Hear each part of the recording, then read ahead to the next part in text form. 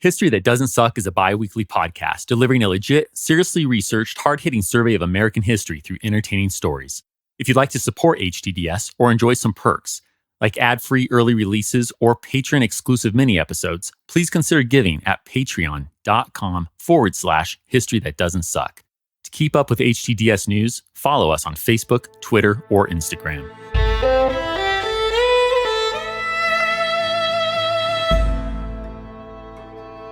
It's just past 12 noon, July 30th, 1866, and New Orleans is on a knife edge.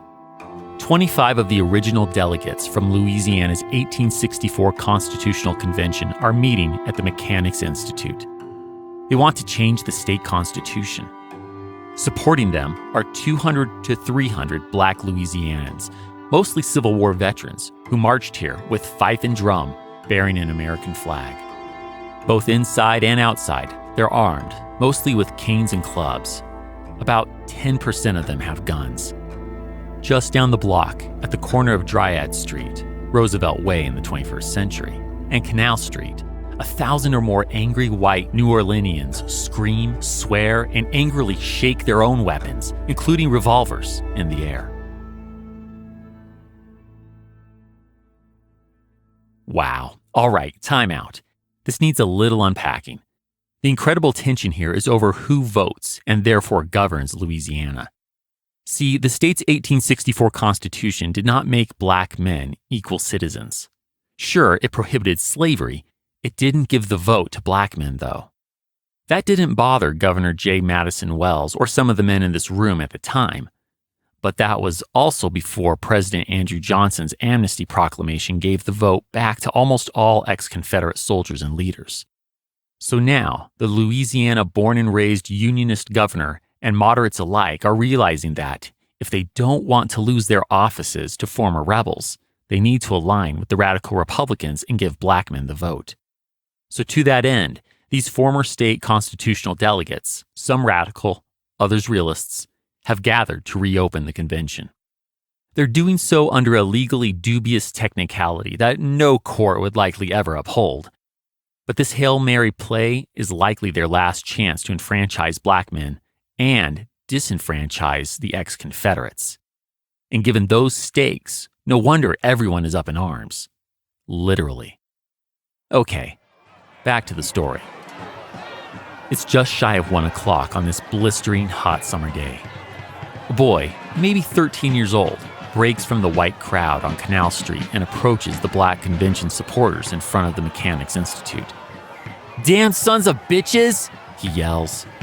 Details are hazy and sources conflict, but it appears the boy likely grabbed bricks from a nearby construction site and threw them at the black supporters.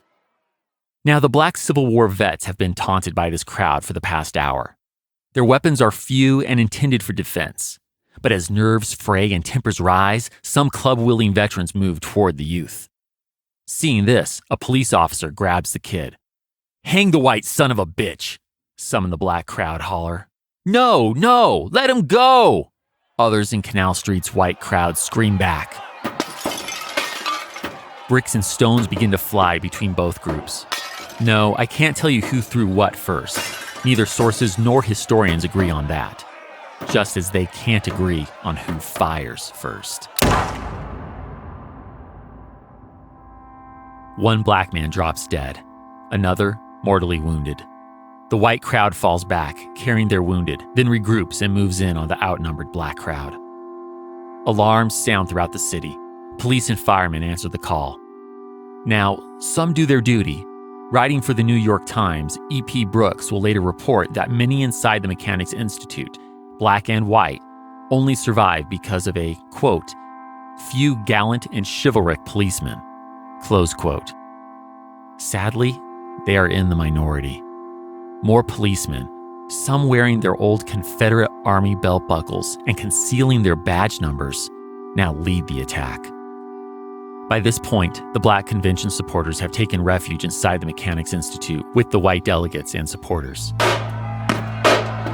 Seeing the street clear, some try to step outside, only to find themselves fired upon by the white mob and the police. The few black men outside with guns return fire, but are quickly forced back into the building. In the main hall, Delegate R. King Cutler addresses the terrified group. "Gentlemen, all of you, sit down. We are peaceably assembled. Do not move." Boston transplant Reverend Jotham Horton exhorts them in the same way. "Sit down," says the New Englander. "Put your trust in God." The delegates and mostly black supporters leave the double doors to the large chamber open, then sit, peacefully, ready to submit to arrest. A few minutes later, 3 officers arrive at the doorway. They aim their pistols at the group, and, without a word, they fire. "For God's sake, don't shoot us! We are peaceable!" Some in the room call out. "For God's sake, do not fire anymore!" Delegate Cutler pleads, but they keep shooting. "I am shot!" New York-born delegate A.P. Dostie cries as a bullet rips through his arm. The policemen fire until they run out of ammo. When they fall back to reload, survivors run forward, pull shut, and try to secure the door. But it won't hold. When the police return to the chamber, an officer exclaims, "Now, boys, we have got them. Give it to them." And with that, they advance while firing.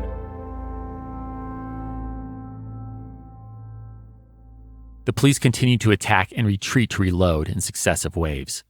The delegates and their supporters try various tactics. Some hold a white flag out the window, only to be shot at. Others return fire, but they don't have nearly enough guns to compete with the mob and police. Some fight back with chairs and other makeshift weapons.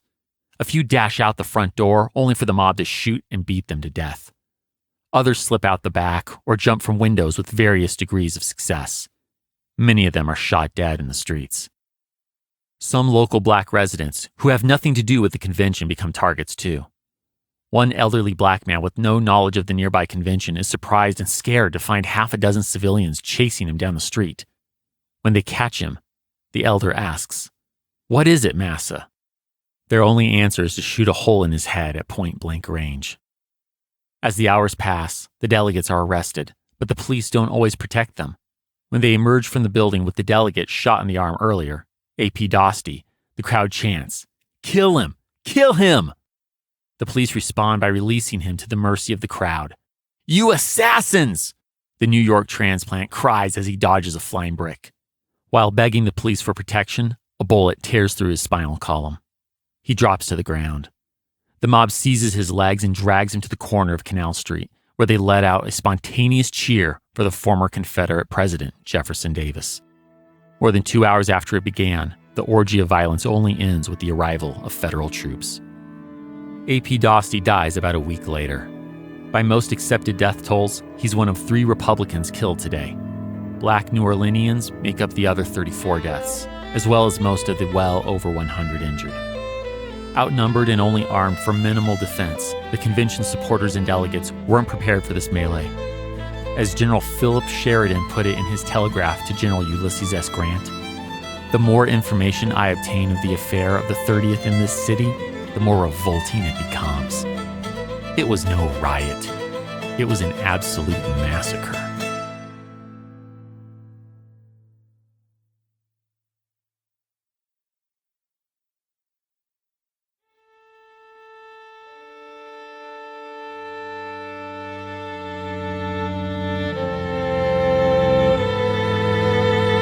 Welcome to History That Doesn't Suck. I'm your professor, Greg Jackson, and I'd like to tell you a story.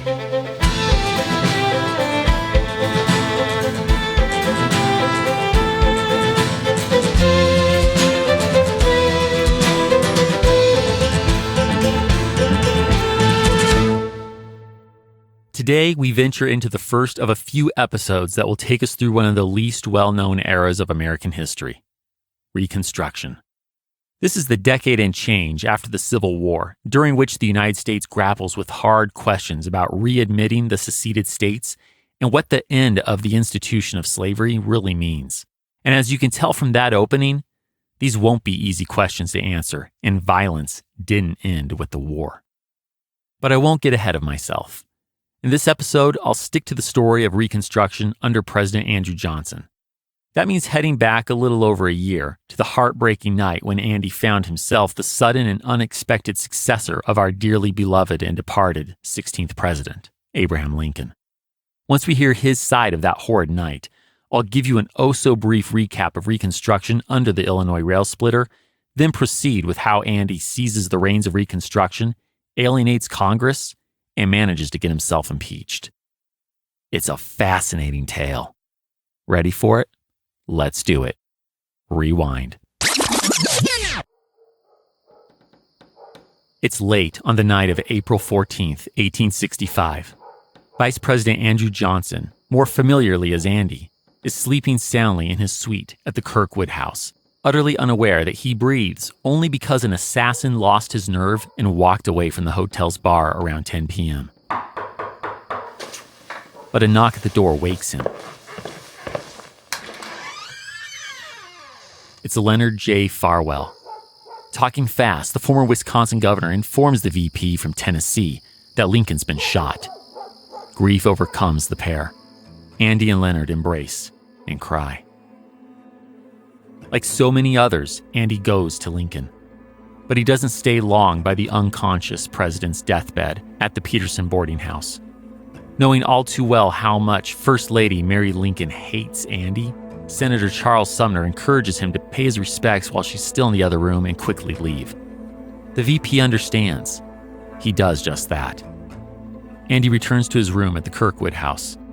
At 10 o'clock the following morning, about a dozen or so men, members of Congress, the Lincoln cabinet, and close friends, gather in the hotel's parlor, where they bear witness as Chief Justice Salmon P. Chase swears in Andrew Johnson as the 17th President of the United States. This done, the men offer their melancholy congratulations to their new president. "May God guide, support, and bless you in your arduous duties," the balding Supreme Court Justice solemnly says to the president. God help him indeed. Andy just inherited the nightmare of reconstructing the post-war United States. Now, Andy isn't starting the process. Most current historians, including myself, prefer to say Lincoln kicked off Reconstruction back in 1863. Yes, the United States was still embroiled in war, but the Union had regained control of significant seceded sections. This left the rail splitter embarking on a task as difficult as repairing a post-fall Humpty Dumpty, putting the nation together again. Perhaps a president and his or her cabinet can do better than a king and all his men. And horses? Maybe relying on the ingenuity of horses was half the king's problem in that whole Humpty Dumpty situation. But I digress. Here's a quick rehash/reminder of Reconstruction under Lincoln. He effectively started the process with the proclamation of amnesty and Reconstruction on December 8, 1863. This offered a pardon and restoration of all property minus enslaved human beings to all persons who have, directly or by implication, participated in the existing rebellion. To qualify, the recipient had to swear loyalty to the United States and accept the end of slavery. Remember, this is after the Emancipation Proclamation. If 10% of white males aged 21 and older in a seceded state did so, they could take the first steps to reforming a state government. Radical Republicans in Congress thought Lincoln was being far too generous, that he was giving the keys of the kingdom back to traitors. As you might recall from episode 66, they countered with the Wade-Davis bill, which demanded that a majority of a seceded state's population take a harsher, ironclad oath that, frankly, many, if not most Southerners, even if repentant, couldn't take without lying. Congress passed it. Lincoln pocket vetoed it, which is to say that, in accordance with Article 1, Section 7 of the U.S. Constitution, he sat on it for 10 days, excluding Sundays, while Congress wasn't in session. This killed the bill, and Union-held Louisiana continued to reconstruct under Lincoln's more lenient plan. The Bayou State crafted and ratified a constitution that same year, which prohibited slavery, provided education for children regardless of color, but, as I'm sure you recall from today's opening, did not enfranchise black men. They left that decision to the yet-to-be-elected legislators. Lincoln saw Louisiana as evolving. You may recall from episode 72 that he defended its process in the last speech he ever gave. But you may also recall that in that exact same speech, he called for giving the vote to black veterans and other intelligent, that is, literate, black men. And during that same week of April 1865, he had a spirited conversation with his cabinet about military governments over Virginia and North Carolina that showed him carefully weighing leniency against pressing reform. Meanwhile, Lincoln had used his influence vigorously to shepherd the slave-ending 13th Amendment through Congress. He'd signed off on the March 1865 establishment of the Bureau of Refugees, Freedmen, and Abandoned Lands, or Freedmen's Bureau for short, which was helping formerly enslaved blacks, as well as poor Southern whites, to find food, shelter, and employment. It's hard not to romanticize what Lincoln might have done had John Wilkes Booth not ended him with a bullet in Ford's Theater. Americans of all stripes, from radical Republicans to former Confederates, will wonder what might have been and claim their vision of Reconstruction best aligns with the deceased Illinois rail splitter. But as much as we can speculate on how his political genius may have delivered the reforms Black Americans deserved and needed, along with the graciousness ex-Confederates craved, we'll never really know.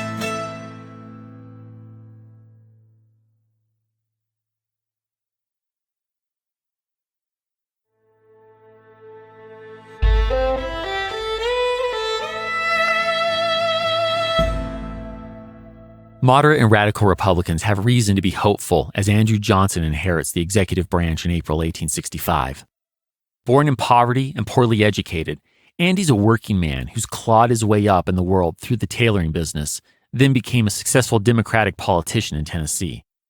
In other words, he's just what we would expect from the sole Southern senator to stay in U.S. Congress despite his state seceding. Andy's a Southerner who has no love for the Southern aristocracy that led the Confederacy. His early actions as president confirm this, too. Out of consideration for the suddenly widowed First Lady, Mary Todd Lincoln, he defers on moving into the White House. Meanwhile, he asks Lincoln's whole cabinet to stay on. And he also doesn't mince words on how he feels about those who turn from the Stars and Stripes for the Stars and Bars. Traitors must be impoverished.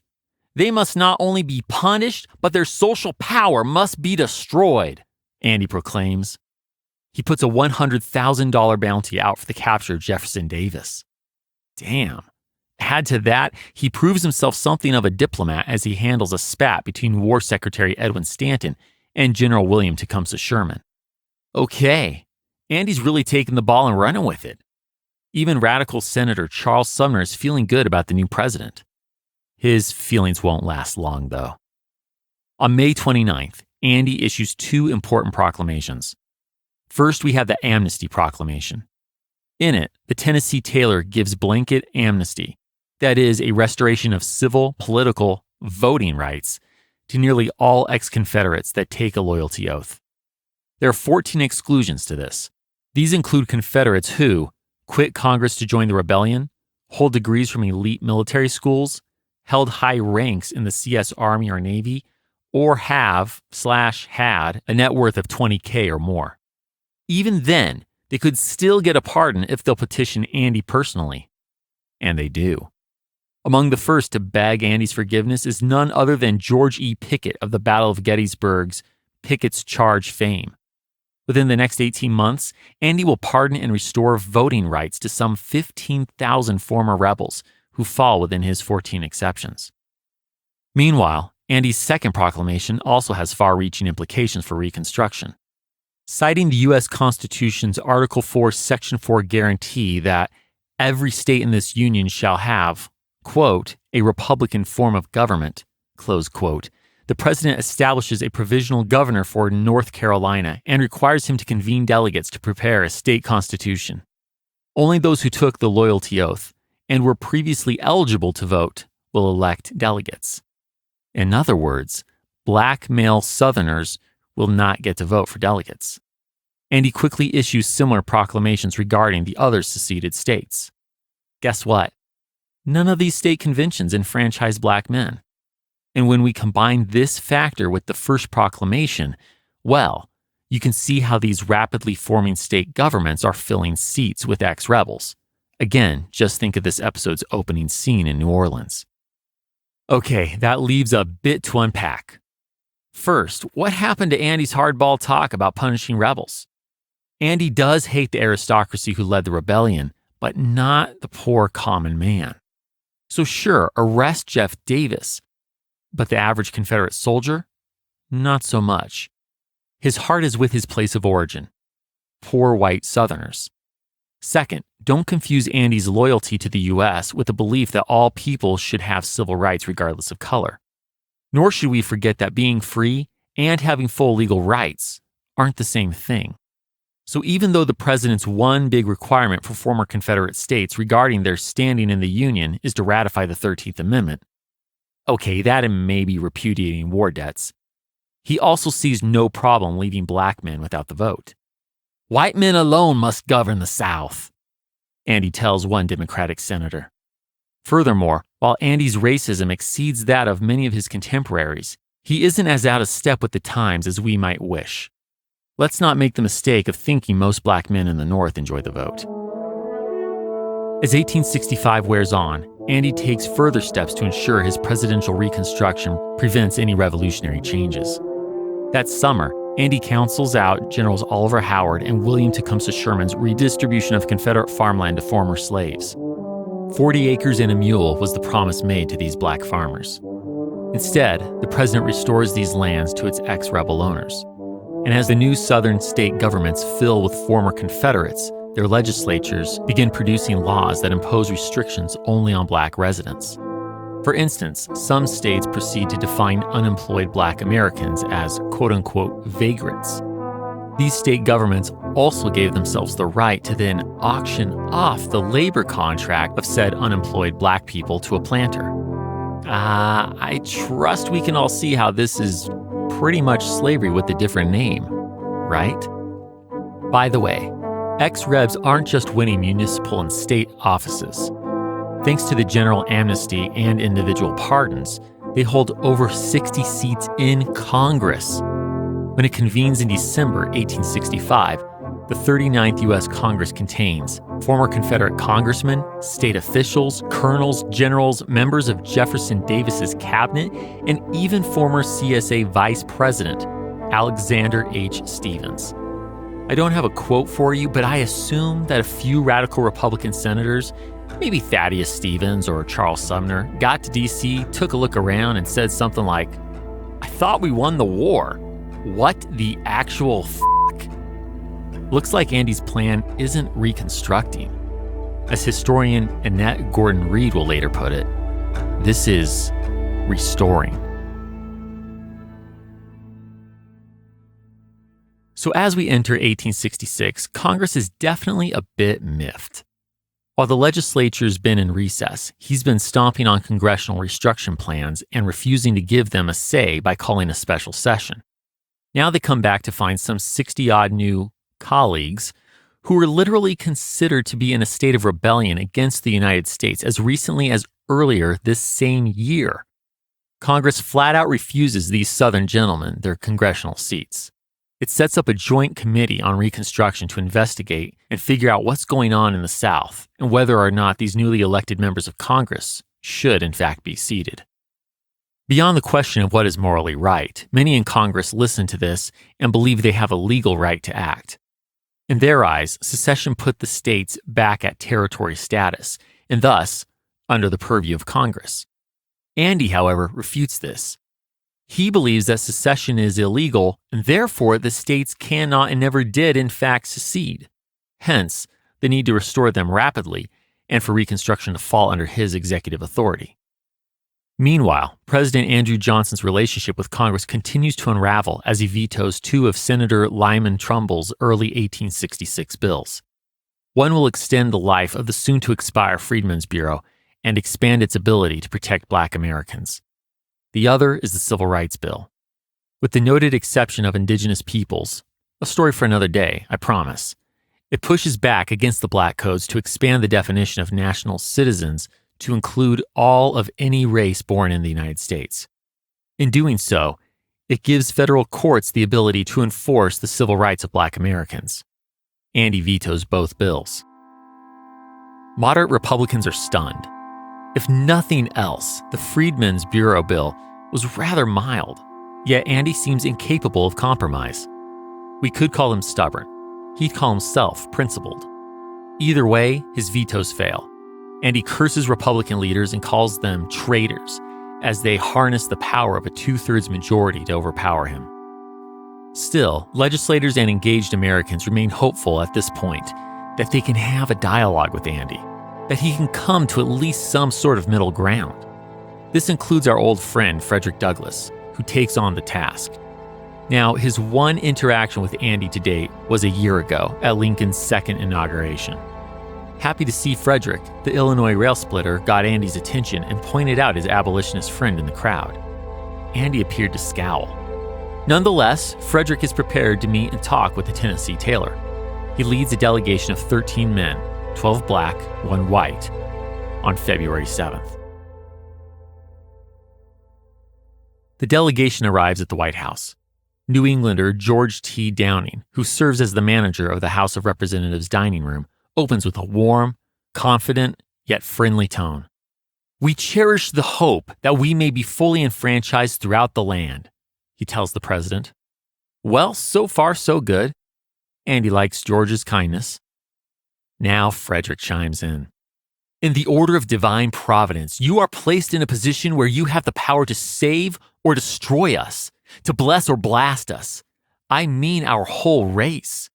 Your noble and humane predecessor placed in our hands the sword to assist in saving the nation, and we do hope that you, his able successor, will favorably regard the placing in our hands the ballot with which to save ourselves." Oh dear. Frederick is eloquent as ever, but he's unknowingly hit a nerve. See, Andy is a bit insecure being in Lincoln's shoes, and that reference to the greatness of his predecessor isn't going over well. Andy lets loose with quite the rant. Heads up, this gets awkward. Like Michael Scott on the TV show The Office. Awkward. Here's a little sample. He begins by professing his love of black people, saying that he served his own former slaves more than they did him. "If I know myself and the feelings of my own heart, they have been for the colored man. I have owned slaves and bought slaves, but I never sold one. I might say, however, that practically, so far as my connection with slaves has gone, I have been their slave instead of their being mine." Oof. He goes on for what could be the rest of the episode, but let me try to sum this up. Andy offers himself as a biblical Moses figure to black Americans. He suggests that poor whites have had it worse than enslaved blacks. And at one point he asks Frederick, "Have you ever lived upon a plantation?" Kind of an awkward thing to ask a famous formerly enslaved American with 2 published autobiographies that detail his life on a plantation. "I have, Your Excellency," Frederick calmly answers. Offering a defense of calling black suffrage a state issue, Andy makes an argument for democracy that you and I might consider the tyranny of the majority. "I might go down to the ballot box tomorrow and vote directly for universal suffrage, but if a great majority of the people said no, I should consider it would be tyrannical in me to attempt to force such upon them without their will. Is there anything wrong or unfair in that?" Frederick disagrees kindly but firmly. "A great deal wrong, Mr. President, with all respect." As their conversation, or rather politely worded argument continues, it becomes clear that Andy sees poor whites as oppressed by the aristocracy, but can't or won't grasp Frederick's view that enfranchised blacks and poor whites could help each other. Frederick can see that it's hopeless to try to move Andy on the issue. "The president sends us to the people, and we will have to go and get the people right," he remarks to another delegate as they leave. Andy overhears them. He's pissed. Once Frederick and his delegation are gone, he turns to his secretary and vents his full frustration. "Those damn sons of bitches thought they had me in a trap. I know that damn Douglas. He's just like any and he would sooner cut a white man's throat than not." To close, let me quote Frederick Douglass' biographer, David Blight, on this exchange. Quote, "Johnson's rambling replies stand as perhaps the worst exchange an American president ever conducted in person with African American leaders." Close quote. It's no wonder that Congress decides it can't trust Andy to uphold or enforce the Civil Rights Act. What's needed, it decides, is a constitutional amendment. This brings us to the 14th Amendment. Congress drafts it across the first 6 months of 1866. Yes, it takes that long to work out, and it's still 5 clauses long. Let me give you the main points. The first section, the real heart of the amendment, states, quote, all persons born or naturalized in the United States and subject to the jurisdiction thereof are citizens of the United States. Close quote. It then prohibits states from depriving any citizen of due process under the law. The second section reduces a state's representation in direct proportion to the number of male, white or black but not Native American, citizens denied the vote. This is significant because without it, the previous 3/5 compromise would continue to benefit the former Confederate states. The third section goes on to prevent any CSA supporter from serving in Congress, and the fourth portion outright stops the U.S. from paying any CSA war debts. The final clause gives Congress the right to enforce the first 4. Whew, that's a lot of legalese. Most congressmen are happy with their work and send this amendment out to the states on June 18th. However, the inclusion of the word male in the second section causes a schism in the previously linked abolitionist and feminist movements. Elizabeth Cady Stanton and many other women believe this will set their women's suffrage work back a generation. Disillusioned and frustrated, Elizabeth states that to move her cause forward, quote, women must not put her trust in man, close quote. Even with a snub to women and indigenous people, the 14th Amendment marks a major shift in American thought. The idea that the federal government, which the Founding Fathers feared for its ability to impose tyranny a la British monarchy style on the states, should or could protect civil rights is somewhat mind-blowing. While the Constitution uses the phrase citizen of the United States in discussing eligibility for federal offices, concerns over a citizen's rights have really been a state issue to this point. With the passage of this amendment, we are witnessing a shift in American political, legal thought, and federalism. And this change perturbs the president. By summer of 1866, Andy is struggling to keep his head above water and fight congressional Reconstruction. The hard-drinking president needs some allies in his corner, so he makes some changes in the cabinet that he inherited from Lincoln. But one less than loyal cabinet member remains: Lincoln's god of war, Edwin Stanton. The two men butt heads on almost every issue, and the New York Herald reports, quote, they differ on questions of national policy as widely as it is possible for two men to differ, close quote. The July 30th riot in New Orleans, which you heard about at the beginning of this episode, causes the rift between the president and the Secretary of War, Edwin, to widen. And that riot is not an isolated incident. Racially motivated violence occurs all over the South, like the Memphis riot in which 46 people die and 89 homes in black communities are burned down. The negative political backlash from these riots lands squarely in the president's lap, taking the feeling between the president and the Secretary of War from frosty to downright frigid. It also doesn't help that Andy has basically switched political parties. Well, switched back? His time as a loyal Republican VP to President Lincoln was basically a blip in Andy's lifelong Democratic resume. As 1866 comes to a close, Andy's done working with Republicans and tries to get back in the good graces of Democrats. But Republicans sweep the congressional midterm elections, and so, as 1867 opens, the president has almost no allies in Congress, and he still has Edwin Stanton in his cabinet. This could get rough. In February 1867, Congress takes a shot across the president's bow, warning him that they mean to limit executive power and move toward their own version of Reconstruction. To start, they pass the Tenure of Office Act. I won't bore you with the details, but in short, the bill somewhat unclearly states any cabinet member who requires Senate confirmation to be seated will need Senate confirmation to be removed. This is really a thinly veiled attempt to hem in Andy and protect Edwin Stanton's tenuous position. Funny enough, Edwin doesn't want this kind of help. He's made it this far acting as a check on the president's Reconstruction plans. When Andy asks Edwin what he thinks of the bill, the War Secretary remarks, Any man who would retain his seat in the cabinet as an advisor when his advice was not wanted was unfit for the place. On March 2nd, Andy vetoes the bill. He also vetoes the Reconstruction Act of 1867, which appoints 5 military governors to govern 5 southern districts. The generals will oversee state constitutional conventions, and the bill requires states to ratify the 14th Amendment and give suffrage to black men before they can be fully readmitted to the Union.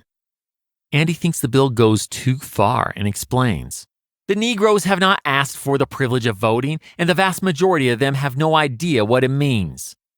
I think more than a few people in New Orleans would disagree with that statement. In what's becoming a predictable pattern, Congress overrides both of Andy's vetoes, and the Tenure of Office and Reconstruction Acts go into effect. Andy doesn't even try to hide his frustration or racism. In an interview with the editor of the New York Evening Post, the president calls the Reconstruction bill nothing but anarchy and chaos, that the people of the South, poor, quiet, unoffending, harmless, were to be trodden underfoot to protect niggas. With quips like that showing up in print, newly elected congressmen don't dare leave the president unsupervised to implement the new Reconstruction plan. So, literally, as soon as the 39th Congress adjourns on March 4th, the 40th Congress begins its session. They pass the second and third Reconstruction Acts. As Congress adjourns in late July, Zachariah Chandler grumbles that Republicans have only, quote, undertook to surround Johnson with nets, to hem him in. This Congress seems to hope that the same animal that thrust his paw through the net when it was new will not thrust it through again when it is merely a patched net. Close quote. Zach seems pretty clairvoyant. As soon as congressmen leave town, Andy starts looking for ways around the newly enacted executive limiting legislation. In early August, Andy writes to Edwin, "Public considerations of high character constrain me to say that your resignation as Secretary of War will be accepted." Edwin refuses. Like I said, he sees himself as a necessary roadblock to Andy's Reconstruction agenda. But the stubborn president won't back down. If he can't get Edwin to resign and he can't fire him without senatorial consent, he'll suspend the Secretary of War. And while he's at it, the portly president also replaces a few military governors who have been pissing him off of late. Andy names General-in-Chief Ulysses Grant as interim Secretary of War until he can get a new one appointed early next year. Ulysses agrees, but by November, Edwin is working on a plan to get back to work. As the Georgia Weekly Telegraph disapprovingly comments, quote, "Stanton is arranging with his friends for a conflict with President Johnson. He is determined, if possible, to force himself back into the position from whence he was kicked out." Close quote.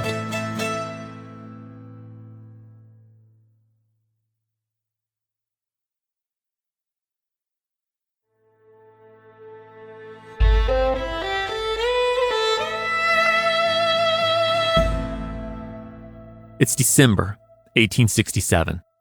Congress has been in session for only a few weeks, but a few members of the House of Representatives have already written up impeachment articles against Andy. They are chomping at the bit to oust the president. As Speaker of the House, Schuyler Colfax explains, "His wicked advisors have so excited the humble individual that he is decidedly on the warpath." But cooler heads prevail. Moderate Republicans, while not fans of Andy nor his Reconstruction ideas, can see that Congress doesn't have a legit reason to impeach the president.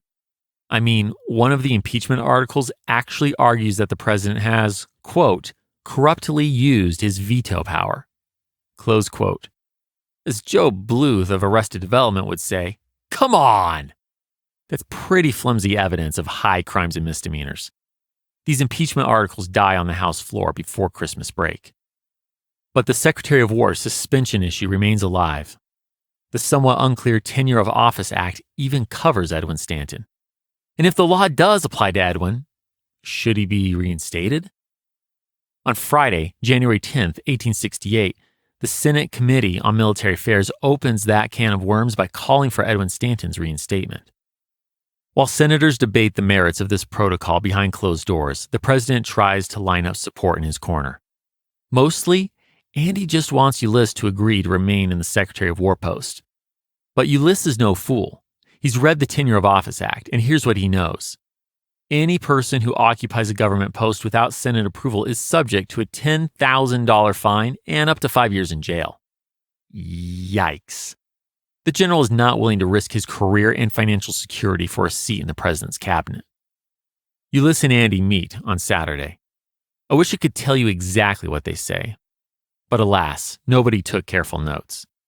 After the meeting, though, Ulysses will claim, "I stated that the law was binding on me, constitutional or not."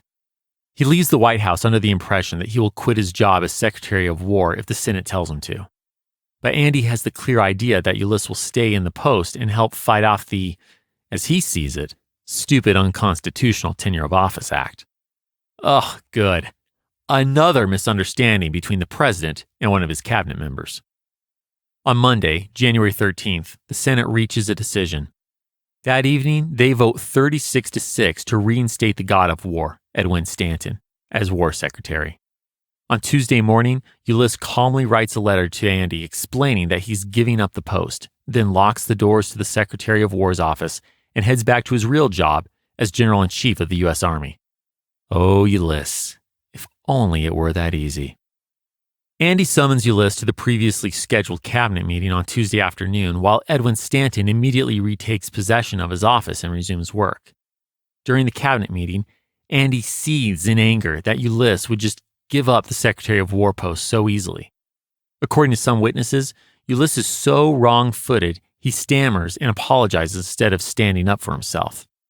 Not his finest hour.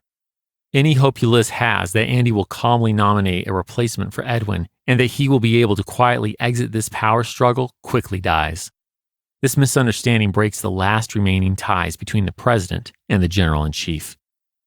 The power struggle between the president, Congress, and Edwin Stanton continues to ramp up, but soon the president will bring the whole episode to a head. In February, the president finds someone willing to take the embattled Secretary of War spot. Adjutant General Lorenzo Thomas. We met this guy back in episode 61, but since then, he's kind of fallen off the map. Andy's given him a chance to make a name for himself again, and the snowy-haired, lifelong Army man takes it. So, on February 21st, Andy announces that he's firing Edwin and replacing him with Lorenzo. Even Andy's supporters are surprised by the move, which will certainly land him in hot water. Our old friend Tecumseh Sherman declares, "He attempts to govern after he has lost the means to govern. He is like a general fighting without an army." Andy sends Lorenzo to the War Department to deliver notice of the ouster in person. It doesn't go quite the way Lorenzo might have hoped. I'm excited to have our friends from the podcast 1865 tell you this part of the story. Mr. Stanton, Mr. Bingham. How do you do, General? Lorenzo Thomas. I'm surprised to see you upright. I was just telling Mr. Bingham I heard you died of drink in the woods of Mississippi. You heard wrong. You'll notice, sir, this is something I never thought I'd have the opportunity to say to you. You're fired. How unfortunate. Mr. Bingham, it seems Mr. Johnson no longer requires my services. Such a pity. I suppose congratulations are in order, Mr. Thomas? Assuming you're my replacement, of course. You are to vacate your office immediately. I will take possession of the War Department this afternoon. Well, I'll need some time to gather my personal belongings. Be quick. Good day, sir. Secretary Thomas, might I have a copy of the President's termination letter? I don't have a copy. Oh dear, well that won't do. I require a copy for my records. I'd be happy to make one myself and return the original. I suppose that's a reasonable request. Here, take it. Where will I find you, Mr. Secretary? Beg your pardon? I need to know where to send my men to return the original. I'm staying at the National Hotel. Thank you, Mr. Secretary, for your courtesy. A kindness I never received from you.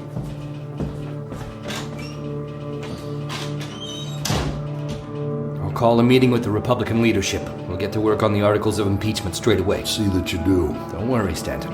Be back in your office in no time. I'm not leaving my office, Mr. Bingham. You're not? No. I'm going to barricade myself inside. What? Marshal McPhail! Please tell me you're not serious. Yes, Mr. Secretary. Post guards outside the War Department. No one comes in or out without my permission. Yes, sir. Take an armed detail to the National Hotel and call on General Thomas. Why are you sending an armed detail?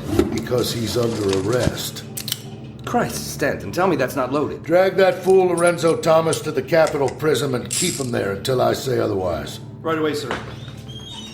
Is this absolutely necessary? The game is afoot, Mr. Bingham. Rally the Republicans. There's not a moment to waste.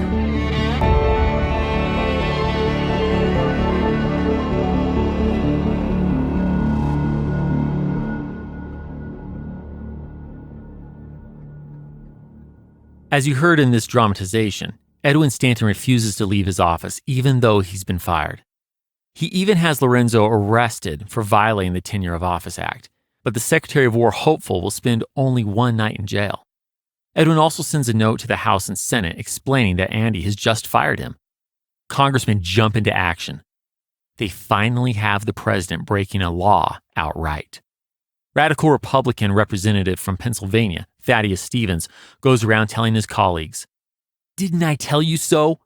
What good did our moderation do you? If you don't kill the beast, it will kill you." And this time, even moderates agree with old Thad. Several people send notes of encouragement to Edwin, telling him to hang on to his post. Senator Charles Sumner's short note reads simply, "Stick." A quick aside. As Edwin prepares to hunker down at his office day and night, he sends a messenger to his house to pick up some blankets and pillows. To get comfortable. But his wife, Ellen, who already thinks Edwin spends too much time at the office and should just quit his job, refuses to lend her husband any bedding. He'll have to wait out this storm without the comforts of home. While bearded, asthmatic Edwin sleeps on his divan without a pillow, the Senate votes that Edwin Stanton is covered by the Tenure of Office Act, so Andy has acted illegally. House reps immediately draft a motion to impeach Andy. On Monday, February 24th, the House makes history. They vote 128 to 47 to impeach President Andrew Johnson. Alien Representative Thad takes the motion to the Senate. While snow falls quietly outside, Thad states firmly, "In the name of the House of Representatives and all the people of the United States, we do impeach Andrew Johnson, President of the United States, of high crimes and misdemeanors in office. And we further inform the Senate that the House of Representatives will, in due time, exhibit articles against him."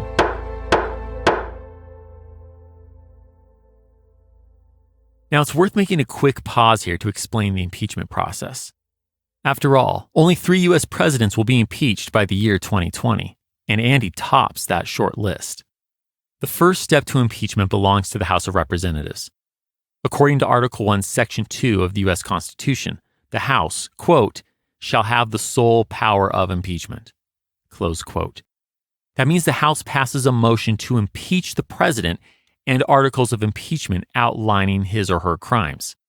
Once those pass, the president is impeached and we move on to the second step of the process, the trial. Going back to the Constitution, Article 1, Section 3 states, quote, "The Senate shall have the sole power to try all impeachments. When the President of the United States is tried, the Chief Justice shall preside, and no person shall be convicted without the concurrence of 2/3 of the members present." Close quote.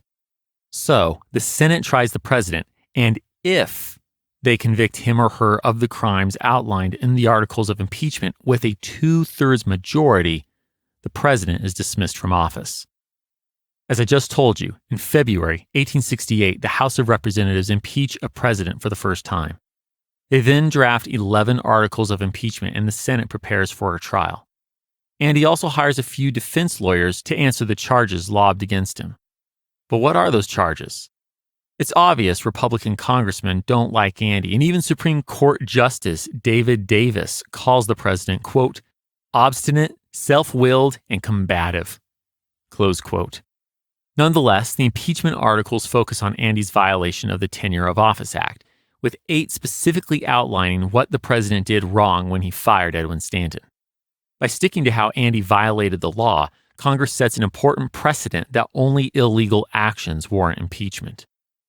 Even so, the articles of impeachment are flawed.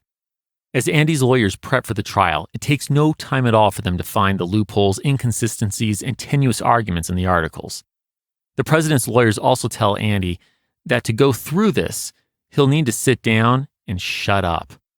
and Andy actually follows their advice. No off-the-cuff speeches railing against Congress. No ill-conceived quotes to the press. Difficult as it may be for him, the president quietly keeps his cards close to his chest. On March 4th, the trial begins. Senate President pro tempore Ben Wade invites the 7 House Republicans, including Thad Stevens, to take their seats in the Senate chamber and officially present the 11 articles of impeachment. The next day, Supreme Court Justice Salmon P. Chase officially opens trial proceedings. I won't give you all the details of these early trial days. Let me just tell you, they aren't as exciting as Law & Order. There's no Sam Waterston, no bombshell witnesses, and definitely no awesome dun-dun sound effect. Anyway, on March 23rd, Andy's lawyers, including prominent and popular Republican William Evarts, present their response to the official charges. They make the argument that Andy couldn't have violated the law when he fired Edwin because the Tenure of Office Act doesn't apply to the Secretary of War. On March 30th, Ben Butler, the balding Civil War general who is now a representative from Massachusetts, presents the prosecution's case. With a passion and panache that would make any TV lawyer proud, Ben makes his points. This then is the plain and inevitable issue before the Senate and the American people. Has the president, under the Constitution, the more than kingly prerogative at will to remove from office and suspend from office indefinitely all executive officers of the United States, either civil, military, or naval, at any and all times, and fill the vacancies with the creatures of his own appointment for his own purposes without any restraint whatever, or possibility of restraint by the Senate or by Congress through laws duly enacted. The House of Representatives, in behalf of the people, join this issue by affirming that the exercises of such powers is a high misdemeanor in office. Therefore, the momentous question here and now is raised whether the presidential office itself ought, in fact, to exist as a part of the constitutional government of a free people. If that is sustained, then a right and power hereto unclaimed and unknown to the people of the country is engrafted on the Constitution, most alarming in its extent, most corrupting in its influence, most dangerous in its tendencies, and most tyrannical in its exercise. Whoever therefore votes not guilty on these articles votes to enchain our free institutions and to prostrate them at the feet of any man who, being president, may choose to control them. Woof. Way to bring the heat, Ben. As newspapers report on the impeachment trial throughout April, their conjectures about Andy's fate are all over the map. The New York Independent claims, the president's friends abandon all hope. Meanwhile, the Chicago Tribune writes that gamblers are wagering huge sums of money on the president's acquittal. It could go either way. But Andy plays it cool. In fact, Andy's calm and rational behavior during the impeachment trial allows some congressional tempers to cool a bit. Again, from the Chicago Tribune, quote, Andrew Johnson has been a changed man. The country has been at peace. The great obstruction to the law has been virtually suspended. Close quote. So Senate Republicans start to look at what will happen if Andy is convicted and ousted from office. He has no VP. That means Ben Wade, President pro tempore of the Senate, is next in line. And yes, he's a loyal radical Republican, but his economic policies are way out in left field. Furthermore, Ulysses Grant's popularity is still on the rise. Even after the very public spat with Andy, Ulysses has the respect and love of people in the North and South. With such a promising presidential candidate in their pocket, what do Republicans, radical or moderate, have to gain by ousting the Tennessee Tailor and putting Ben Wade in the White House for less than a year? Their votes on May 16, 1868 reveal the answer. That day, the Senate votes 19 against conviction, 35 in favor. They needed 36. President Andrew Johnson avoids conviction and dismissal by 1 vote. The Senate holds another vote on May 26th on the remaining articles of impeachment. But the results are the same. Andy stays in office. And so, the impeached president becomes a lame duck merely months before the November election. Even though they didn't convict Andy, Congress finally has what they wanted all along: a caged and controlled president. Andy mostly stays out of Congress's way for the remainder of his term. On May 21st, Ulysses S. Grant receives the Republican nomination as their presidential candidate for the 1868 election. The Democrats pass over Andy and nominate New York Governor Horatio Seymour. To add insult to Andy's injuries, on July 20th, the 14th Amendment gets officially ratified when South Carolina becomes the 28th out of the 37 states to endorse the Citizenship Granting Amendment. But most of the issues of Reconstruction still loom large. As he takes over the White House, can Ulysses quell the racial violence and tensions in the South? Will his prowess on the battlefield translate to the White House? Or will the scandals that rock his administration overshadow Reconstruction? That's a story for next time. History That Doesn't Suck is created and hosted by me, Greg Jackson.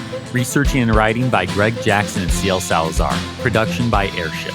Sound design by Derek Behrens. Theme music composed by Greg Jackson. Arrangement and additional composition by Lindsey Graham of Airship. For bibliography of all primary and secondary sources consulted in writing this episode, visit htdspodcast.com. HTDS is supported by fans at patreon.com/History That Doesn't Suck. CL and I are beyond grateful to you kind souls providing funding to help us keep going. Thank you. And a special thanks to our patrons whose monthly gift puts them at producer status. Zach Ashton, Will Caldwell, Jason Karstens, John Frugal Dougal, Keith Downer, Bob Drazovich, Duke Dukelis, Michael and Rachel Ercolini, Drew Hill, Andrew Fortunati, Brandon Halleck, Bryce Hancock, Brad Herman, Dex Jones, John Leach, Jeffrey Moots, Sean Reagan, David Sharp, Brandon Shaw, Scott Slaymaker, and Doug Woodall. Join me in 2 weeks where I'd like to tell you a story.